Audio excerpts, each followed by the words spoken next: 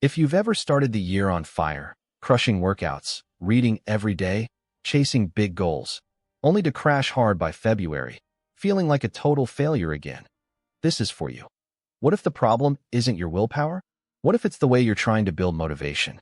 Today, you'll discover how to create motivation that doesn't burn out, the kind that lasts years, not weeks. Point one of the upcoming points is extremely important. Miss it, and the rest won't make sense. Let's dive in. You've probably never heard this before, but grit isn't the hero everyone thinks it is. Everyone pushes, just grind harder.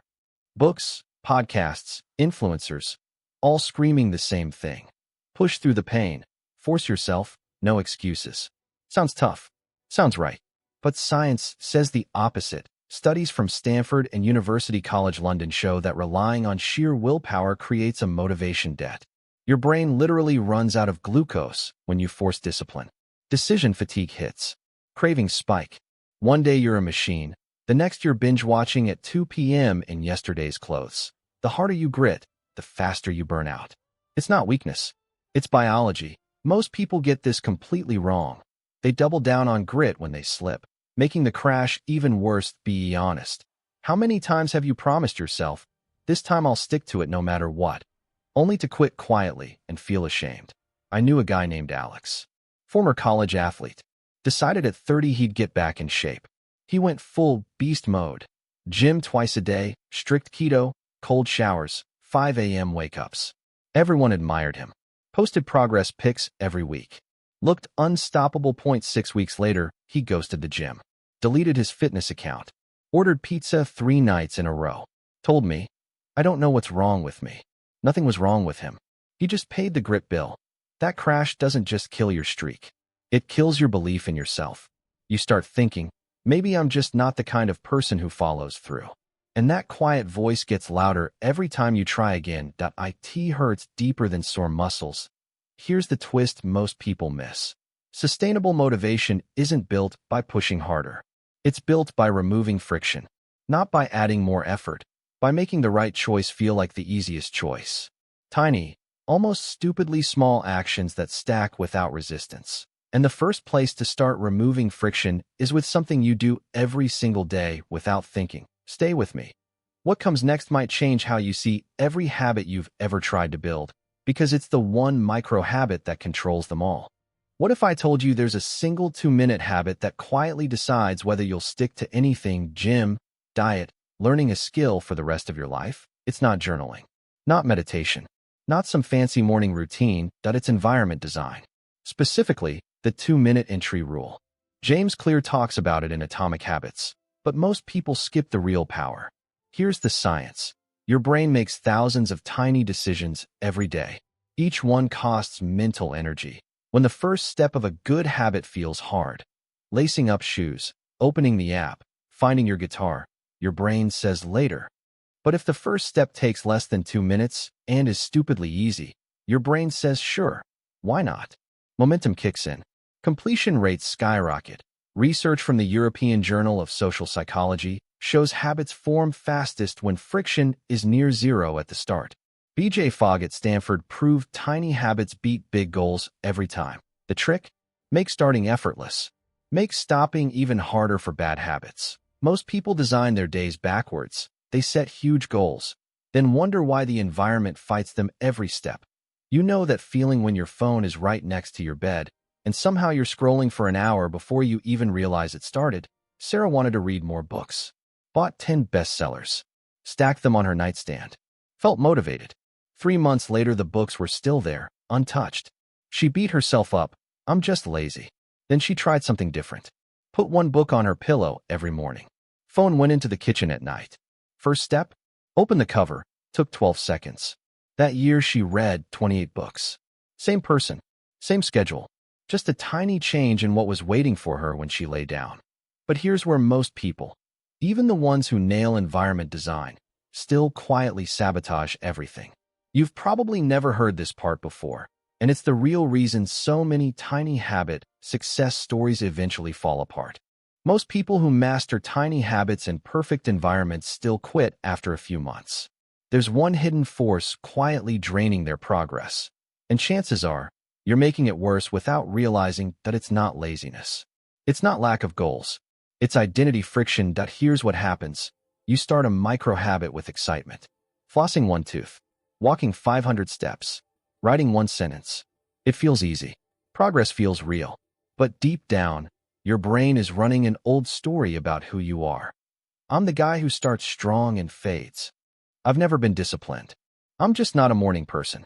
Psychologists at Stanford, led by Carol Dweck and extended by later identity-based habit research, found something wild.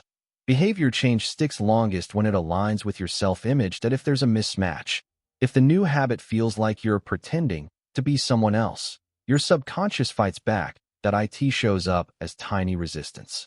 A sudden urge to skip. Self-talk like, one day off won't hurt. Procrastination disguised as logic. Over time, that friction compounds. The habit weakens. You blame willpower. But the real problem is the story you're telling yourself about who you are. Experts like James Clear and Dr. Benjamin Hardy now emphasize this. Sustainable motivation isn't just systems and environment. It's rewriting the internal narrative first. Most people focus on the action and completely ignore the identity running in the background. That's why 92% of New Year's resolutions fail by February, according to University of Scranton research. The action changes, but the identity stays the same. And here's where it gets sneaky. The way you talk to yourself every day is either reinforcing the old identity or slowly building a new one. Ever catch yourself thinking, typical me, quitting again, right after you skip a day? Yeah. That one stings because it feels true in the moment. The deepest pain isn't missing a workout or eating junk. It's the quiet confirmation that you were right all along, that you're not capable of real change. That story hardens over time. It becomes armor against disappointment, but it also becomes a cage. You stop dreaming big because protecting yourself from that feeling hurts less than trying and proving the story true again. That cage feels safe. But it's heavy. Here's the twist that flips everything. You don't have to fight the old identity or force positive affirmations that feel fake. You don't need to believe you're a disciplined person tomorrow. Instead, you collect undeniable evidence through micro wins so small your brain can't argue with them. One tiny action, done consistently, becomes proof. Proof becomes belief. Belief becomes identity. And once the identity shifts, motivation stops feeling like effort. It feels like being yourself. The secret is layering these micro wins in a way most people never think to do. What comes next might surprise you the most, because it's not another habit to add. It's the one thing you need to protect all the progress you've built so far. And almost everyone forgets it until it's too late. You've built the environment. You've started shifting your identity with tiny wins. But here's the part almost everyone misses. The one micro habit that locks everything in and makes motivation grow stronger over time instead of fading, that it's called the daily evidence ritual. Takes 90 seconds. Costs nothing. Yet it's the difference between people who transform once and people who keep transforming for decades. Here's why it works. Your brain is a prediction machine. It loves patterns. When you repeatedly show it proof that you're becoming the person you want to be, it starts expecting that behavior. Neuroplasticity kicks in. Pathways strengthen. The new identity isn't fragile anymore. It's the default. Research from Harvard and the Journal of Personality and Social Psychology shows that small, consistent reflections on progress create a compounding effect on self-efficacy. People who do this report higher intrinsic motivation, lower burnout, and habits that survive major life disruptions, moves, breakups, job loss. And here's the micro-humor part. It's basically gaslighting your former self, but in a good way. Most people wait for motivation to strike. They chase highs. But this ritual flips the script. You manufacture the feeling of progress every single day, even on bad days. How many times have you ended a meh day thinking, I didn't do anything productive today, even though you actually showed up in small ways that mattered? Lisa started learning Spanish with Duolingo. Tiny lessons, 5 minutes max. Some days she felt like a fraud. 5 minutes? That's nothing. Then she began the evidence ritual. Every night. Today I did my lesson even though I was exhausted from work. Today I ordered coffee in Spanish at the cafe. 8 months later, she moved to Mexico for a job. Conversational on day 1. She still has her notebook of evidence. Reads it when doubt tries to return. Imagine looking back a year from now and having undeniable proof, page after page, that you became the person you always wanted to be. Not because of one big heroic moment, but because you quietly, consistently chose yourself every day. That feeling? It's not just pride. It's freedom. Freedom from the cycle of start-stop shame. Freedom to dream bigger because you finally trust yourself to follow through. That's the life waiting on the other side of this ritual. Here's the surprise twist nobody sees coming.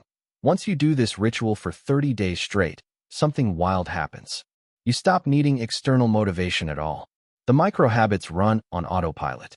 The environment feels natural. The identity feels permanent. And motivation?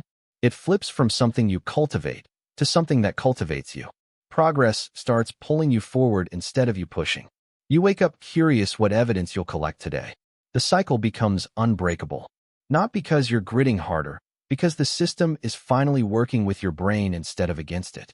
You've got everything now. The full blueprint beyond grit. Environment design. Identity evidence. The daily ritual that seals it all. Your next big step is waiting right now. Not tomorrow, not Monday. Tonight. Before bed.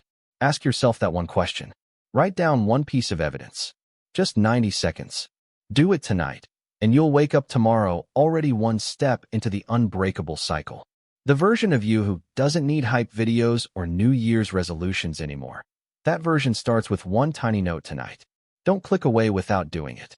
Your future self is watching. Go write that first piece of evidence. I'll see you in the comments when you realize how fast this changes everything.